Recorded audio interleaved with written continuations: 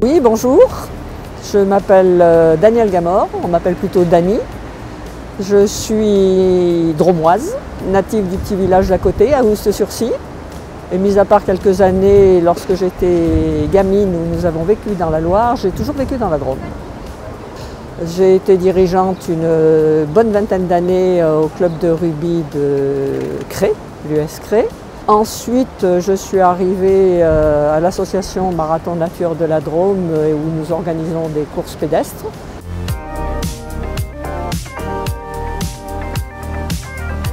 Alors pourquoi je fais de l'associatif sportif? D'une part parce que j'étais impliquée dans le milieu du rugby et de par mon ex-mari et mes enfants. Ça m'a semblé tout naturel de donner un coup de main.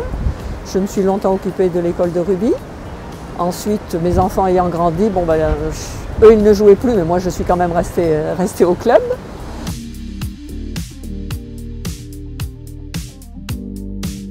Alors une anecdote amusante, ça peut être au sujet des courses pédestres.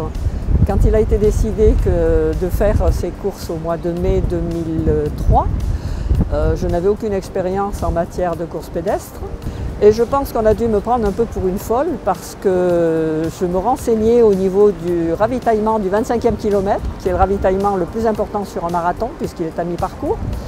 Et j'avais un petit carnet, un petit crayon et je demandais aux bénévoles qui étaient sur le ravito combien ils avaient de participants, combien ils avaient de kilos de sucre, combien ils avaient de chocolat, combien ils avaient plein de choses. Parce que moi j'y connaissais rien, ils ont dû carrément me prendre pour une folle.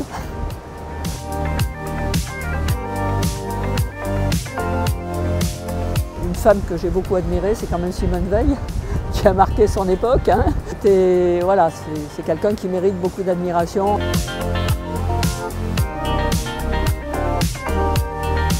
Pour moi, tout a été facile, tout s'est fait naturellement, bien accepté, comment dire.